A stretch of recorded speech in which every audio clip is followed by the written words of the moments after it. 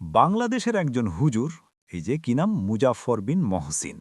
এই মুজাফফর বিন মহসিন হলেন সালাফিপন্থী লামাজহাবি অর্থাৎ আহলে হাদিস গ্রুপের। আর এদের একজন বড় হুজুর আছেন, নাম হলো আব্দুর রাজ্জাক বিন ইউসুফ। যাই হোক, এই মুজাফফর বিন মহসিন এ হুজুর ভালো ওয়াজ করেন এবং প্রচণ্ড রকম ইরান বিরোধী। তো হুজুর একটা একেবারে গুরুত্বপূর্ণ বক্তব্য দিয়েছেন, যেটা আমার কিন্তু খুবই পছন্দ হয়েছে। মনের মতো বক্তব্য হয়েছে এবং এটাই হওয়ার কথা। আপনি যদি ইসলাম জানেন, তাহলে আপনাকে এই বক্তব্য গ্রহণ করতেই হবে। মানে এর উপরে কোনো বক্তব্য হতেই পারে না। যারা ইসলাম জানেন না, তাদের কাছে মনে হবে যে এই লোক হয়তো আমেরিকার দালাল, অমুক তমুক আলতু-ফালতু কথা বলবে। যাই হোক, বক্তব্যটা কি? বক্তব্য হলো, কোনো মুসলিম ইরানের পক্ষ নিলে তার ঈমান থাকবে না। এবার অনেকে এসে বলবে যে মুজাফফর বিন মহসিন হলেন আমেরিকার দালাল, অমুক তমুক। এগুলো বলবেন না। আমি তো জানি তারাই কথাগুলো বলবেন যারা ইসলাম সম্পর্কে আদৌ জানেন না। যাই হোক, এই মুজাফফর বিন মহসিন তিনি সালাফিপন্থী। সালাফিপন্থী অর্থাৎ লামাযহাবী, যাদেরকে আহলে হাদিস বলা হয়। আহলে মানে অনুসারী, আর হাদিস মানে হাদিসের অনুসারী।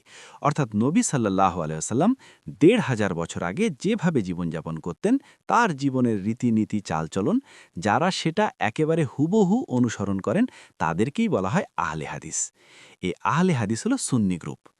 এখন এই মুজাফফর বিন মহসিন কেন এই কথা বললেন যে ইরানের পক্ষ যদি কোনো মুসলমান নেয় তাহলে তার ঈমান থাকবে না? কারণ হচ্ছে, ইরানের এরা তো শিয়া, তাই না? এটা তো সবাই জানে। ইরানের এরা হলো শিয়া। এখন আহলে হাদিস হোক আর সালাফি হোক, যাই হোক, সুন্নি ইসলামী মতে এই শিয়ারা হলো মুনাফিক ও কাফের। এখন অনেকে বলবেন, কেন কাফের বলা হয়? কারণ এই শিয়ারা শুধুমাত্র আলী রাদিয়াল্লাহুকে খলিফা মানে, আর বাকি ৩ জন খলিফা আবু বকর, ওমর ও উসমান রাদিয়াল্লাহু, এদেরকে তারা কাফের বলে। কারণ এরা নাকি ক্ষমতা পাওয়ার জন্য খারাপ কাজ করেছেন এবং ইসলামের প্রতি তাদের কোনো আন্তরিকতা ছিল না। এছাড়া নবী সাল্লাল্লাহু আলাইহি সাল্লামের স্ত্রী হযরত আয়েশা রাদিয়াল্লাহু, তাকে এই শিয়ারা বেভিচারিণী হিসেবে গণ্য করে।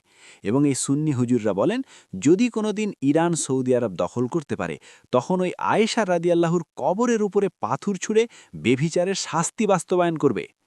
তো নবীর প্রিয়তমা স্ত্রী আয়েশা রাদিয়াল্লাহুকে যারা বেভিচারিণী বলে এবং ৩ জন খলিফাকে যারা কাফের বলে, তারা আল্লাহ ও নবীতে বিশ্বাস করলেও কোনোভাবেই মুসলমান নয়। তারা ভয়ঙ্কর রকম মুনাফিক। বিষয়টা অনেকে জানেন না বলে জানাতে হয়। এখন সেই ইরান, যারা নবী স্ত্রী আয়েশা রাদিয়াল্লাহুকে বেভিচারিণী বলে এবং ৩ জন খলিফাকে কাফের বলে, তাদের পক্ষে আপনি গুণগান গাইবেন। শুধু তাই না, শিয়ারা আরও একটা ভয়ঙ্কর কথা বলে, সেটা হলো বর্তমান কোরআন নাকি মূল কোরআনের মাত্র ১/৩। তাদের মতে অরিজিনাল কোরআন নাকি ৯০ পারার, আর বর্তমান কোরআন হলো ৩০ পারার। বিশেষত বেলায়া নামে একটি সূরা ছিল, যেখানে আলী রাদিয়াল্লাহুর কথা লেখা ছিল, সেই সূরা নাকি সুন্নিরা বর্তমান কোরআনে সংকলন করেনি। এগুলো তো ভয়ঙ্কর সব অভিযোগ, তাই না? সুন্নিদের মতে শিয়ারা কাফের ছাড়া আর কিছুই না, আবার ভাইস ভার্সা, শিয়ারাও মনে করে সুন্নিরা কাফের। অর্থাৎ দুনিয়াতে প্রকৃত ঘাঁটি মুসলমান কেউ নেই। কারণ শিয়ারা মনে করে সুন্নিরা কাফের, আর সুন্নিরা মনে করে শিয়ারা কাফের।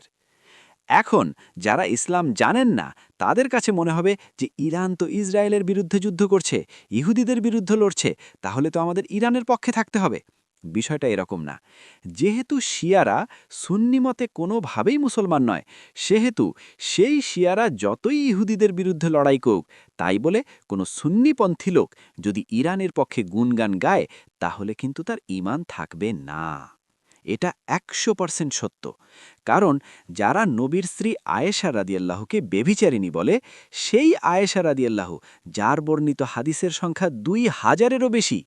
বস্তুত সুন্নি ইসলামটা টিকেই আছে এই আয়েশা রাদিয়াল্লাহু বর্ণিত হাদিসের উপর ভিত্তি করে। এখন সেই শিয়ারা যদি বলে সে বেভিচারিণী, তাহলে সেই শিয়ার পক্ষে আপনি গুণগান গাইবেন? বাংলাদেশের কোনো সুন্নি মুসলমান হয়ে আপনার কিভাবে ঈমান থাকতে পারে? মুজাফফর বিন মহসিন সঠিক কথাই বলেছেন। বাংলাদেশের সুন্নি আলেম, ইমাম, ইসলামিক স্কলার ও ওয়াজি হুজুররা কেউই কিন্তু এই যুদ্ধে ইরানের পক্ষ নেননি। আপনারা যদি খেয়াল করে থাকেন, বাংলাদেশে ইরানের পক্ষে কেউ মিছিল বের করেনি। ইরান যদিও ইসরায়েলের উপর আক্রমণ করে যাচ্ছে, বোমা মিসাইল মারছে, তবু বাংলাদেশের মুমিন মুসলমানরা রাস্তায় ইরানের পক্ষে মিছিল করেনি। কেন করেনি? তার একমাত্র কারণ এটাই। সুতরাং আপনি ইসলাম জানলে অবশ্যই স্বীকার করতে হবে যে মুজাফফর বিন মহসিন যেটা বলেছেন, বাংলাদেশের কোনো মুসলিম ইরানের পক্ষ নিলে তার ঈমান থাকবে না, এটা সত্য।